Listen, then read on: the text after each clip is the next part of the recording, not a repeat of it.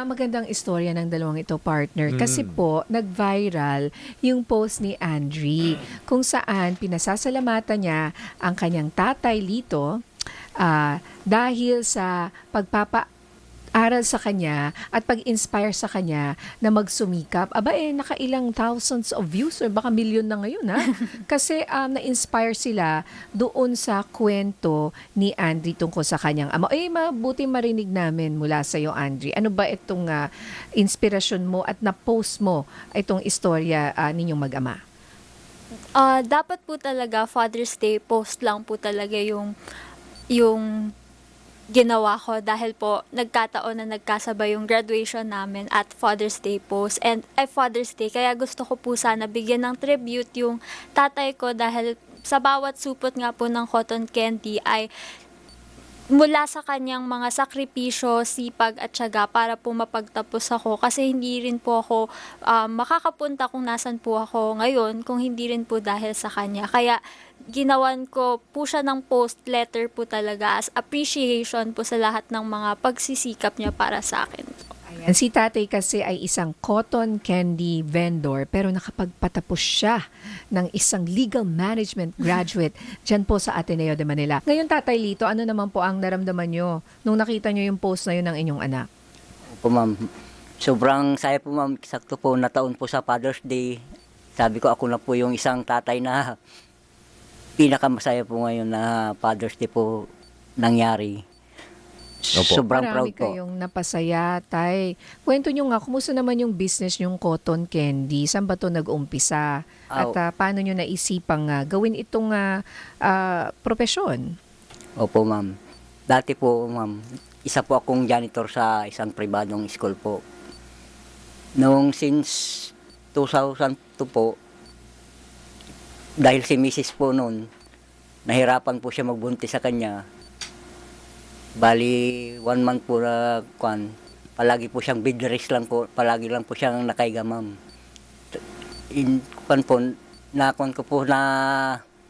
Kung na lang siya, magpahinga po sa trabaho. Yun, naisipan ko po na 6 to 3 po yung pasok ko. Pag uwi ko po ng 3 o'clock, yun, magtitinda po ako ng cotton candy sa lansangan po ng Antipolo. Opo. So dalawang trabaho. Dalawang trabaho. Oo. Tapos, Tay, baka po maikwento nyo sa amin, magkano po ba ang isang supot ng cotton candy? Tapos magkano po kayong benta at least sa isang araw, sa isang linggo? Yung isang supot, sir, 10 pesos po. Mag-start po ako ng 4 o'clock ng hapon hanggang 8 o'clock po ng gabi. May na rin po. Malinis po na 600 po. Labas Sa isang na po yung araw? punan. Opo. Ilang araw po kayo nagbebenta sa isang linggo? Isang linggo po. So, 7 Monday days? to Sunday? Monday to Sunday. Opo. So, 4-2 estimate Oo. natin sa isang linggo. Pero kasi habang bedridden si Mrs. Nepasina, tama po? Si Opo, ma'am. Nanay Dayan, tama Hindi ba? siya pwedeng magtrabaho rin no? Opo. So kailangan dalawa. Opo. Nako, simula pala nung hindi ka pa pinapanganak, Andre? So, ngayon, so talagang yun po ang nakatulong sa pagpapaaral ni Andre mula elementary hanggang college. Opo, sir. Tama po, no? Opo. So, grabe po ang dedikasyon. Hanggang ngayon tayo, nagbebenta pa rin po Opo, kayo ng opo. cotton candy. Opo. So Andre, ang tanong ko, is ikaw ay scholar, Opo, di ba? scholar. At pinursu mo ang legal management, Opo. di ba? So, at least yung mga tulong ni tatay, paano siya nakatulong sa pang-araw-araw mo habang ikaw ay nag-aaral? Habang nag-aaral po ako, syempre laking tulong rin po kasi scholar nga po ako, pero yung mga kailangan ko po para sa school, kagaya ng allowance ko po, yung pang-araw-araw na pangkain namin, yung mga kailangan ko sa school, sa project, dun rin po namin kinukuha po talaga sa kita po ni Papa sa cotton candy. At kalahati nga po or mas malaki pa po sa kinikita niya, napupunta po talaga sa akin. Kaya laking pasasalamat ko rin po talaga. Talaga? Okay, so paano ka naging scholar pala sa Ateneo, Andre? Noong 2020 po, pandemic po iyon, parang meron pong lumabas na application po na pwedeng mag-apply as scholar. Noong una po, sinabi ko po sa magulang ko na gusto ko mag-apply po sa Ateneo. Noong una po, parang sabi nila sa akin na kahit naman makapasa po ako, wala silang kakayahan na pag-aralin ako doon. Pero sinabi ko po na gagawan ko po ng paraan, mag-a-apply po ako ng scholarship. At yun, pinag-ipunan po rin nila yung yung 650 po na application fee ko po doon. Talaga? Opo. Doon pa lang, ano? Tay, anong pakiramdam mo? Noong mga panahon na yun ako, pangarap to ng anak ko pero hindi ko may bigay. Yun nga po, ma'am. Sabi ko, kaya ba to?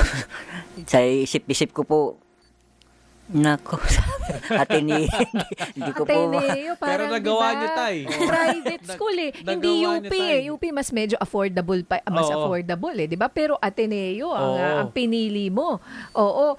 Tay, ano yung mga extra na ginawa ninyo para lang mapaaral siya at mabigyan siya ng magandang buhay kahit papano? yun nga po, ma'am, sabi ko, nak, pasensya ka na, hindi ka namin nabigyan ng magandang buhay. Sabi ko, para hindi maranasan ng magiging pamilya mo, gagawin ko po ang araw ang gabi para makatapos ka lang sa iyong pag-aaral. So, nagtinda kayo 7 days a week pa rin. Opo, Bukod sa tuloy-tuloy po. nagja-janitor pa rin ba kayo o hindi na? Sa ngayon po. Hindi na po. So full-time na kayo sa Full cotton time sa candy. cotton candy. Opo. Buti hindi nasira ang ngipin mo, ano, Andrea?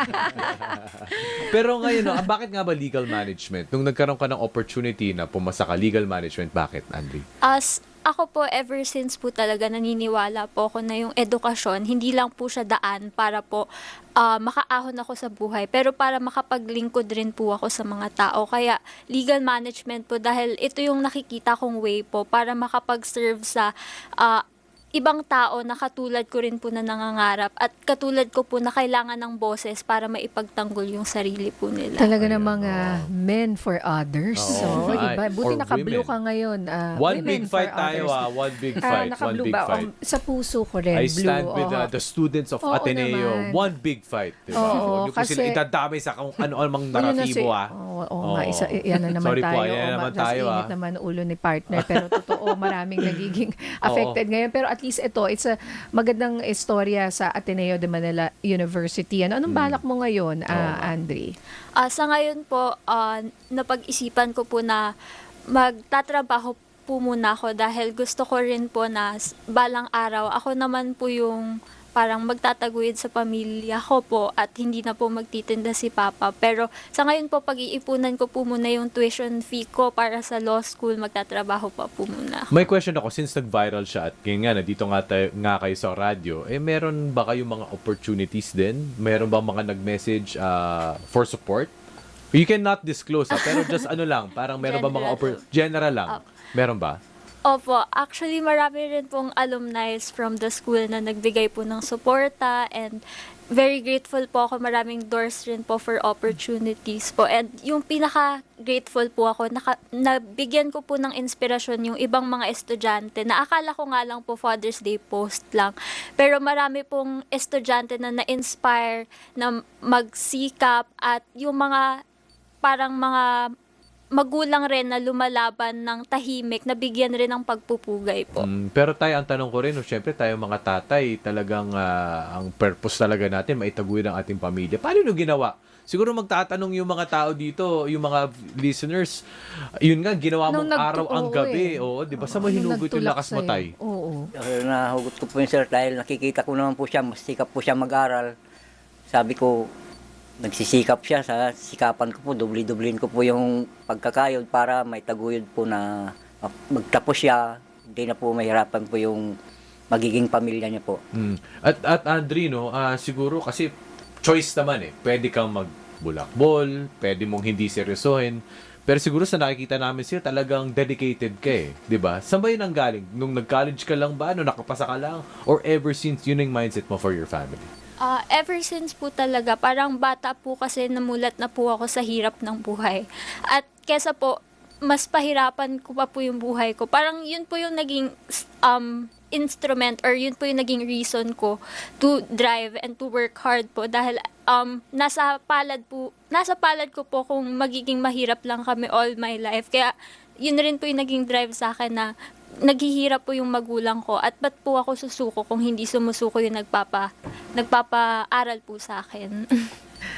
Alam mo, grabe, wala. Speechless tayo, no? Kasi kita ko kasi yung ano ninyo eh, yung sincerity and talagang pinagdaanan nyo. Kasi yun na nga eh, kasi alam naman natin ang buhay talaga, hindi talaga pantay-pantay ang mga tao. At minsan talaga, we find ourselves in a situation na hindi mo naman kasalanan, di ba? Opo. Pero anong gagawin mo? Kung pinanganak kang mahirap at walang opportunities, mas mahirap eh kasi especially for you and the fact na naitaguyod nyo ito at nandito ka na ngayon, ano? At tinutuloy nyo pa rin yung pagko-cotton candy, Opo, tay. ma'am. Opo. Nakutulungan natin sila para Oo kasi nga. alam mo, ito yung gusto nating mag-succeed talaga sa buhay. Alam mo, Correct. gusto namin ikaw talaga makita, makamit mo lahat ng pangarap mo eh. Sana, no? 4-5 years from now. Pero syempre, aboga siya. Marami ring, Abogado, diba? kumbaga, talagang pinaglalaban Oo. ang karapatan ng tao. Meron ka na bang naiisip na anong field? Meron ka na bang binivisualize kung ikaw ay magiging isang abogado? Honestly po, gusto ko po sana labor kasi yun nga rin po dahil si Papa rin po, dating janitor rin po siya. Parang gusto ko rin po ipaglaban yung mga nasa sector po na yun. Ay, baka nakikinig ang dole. Oo nga eh. Ito na ang inyong scholar. Hindi na niya kailangan ng diretso na siya sa Oo law, nga. no? Si Sek.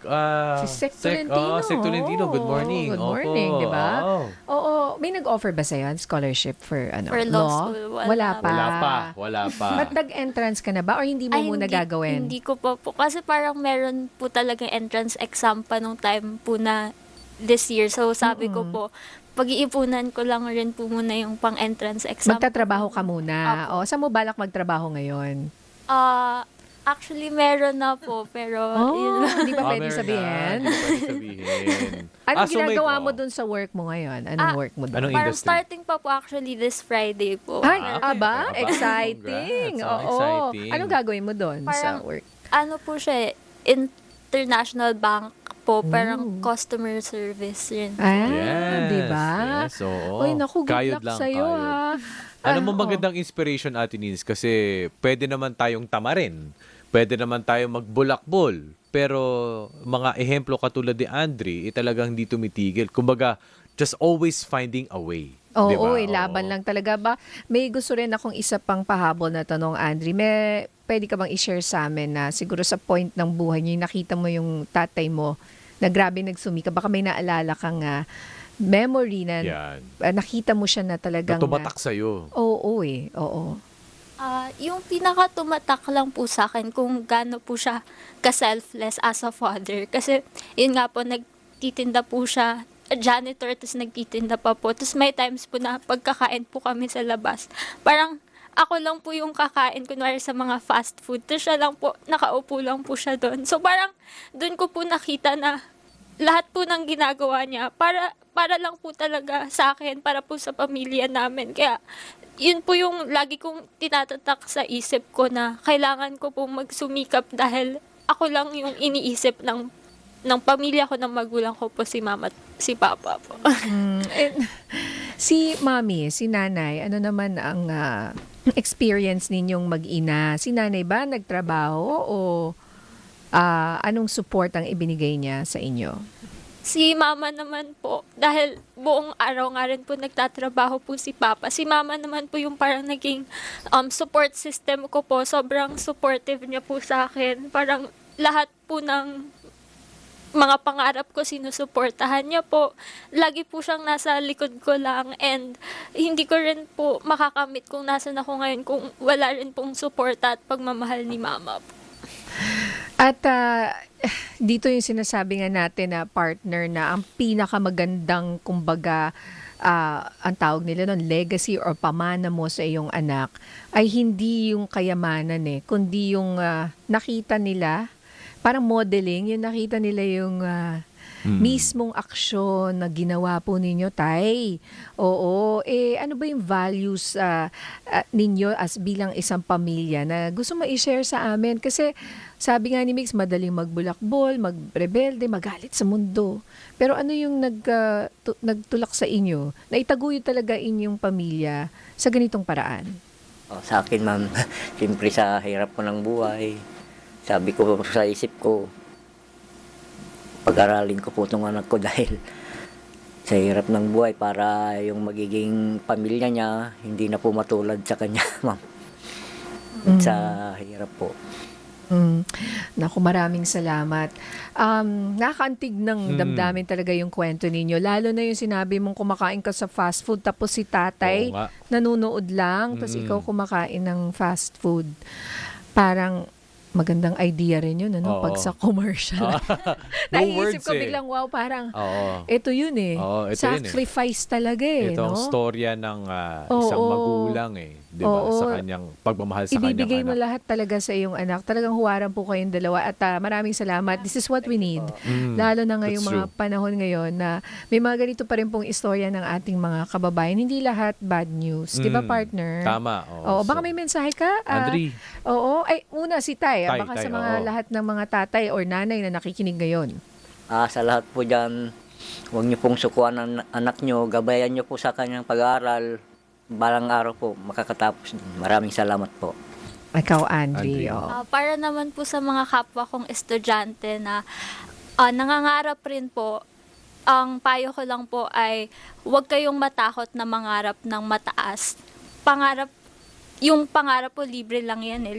Libre lang. Kaya hindi hadlang ang kahirapan para sa mga pangarap natin. At magsumikap kayo at wag na wag nyo rin kalimutan yung mga pagsisikap at paghihirap ng mga magulang nyo.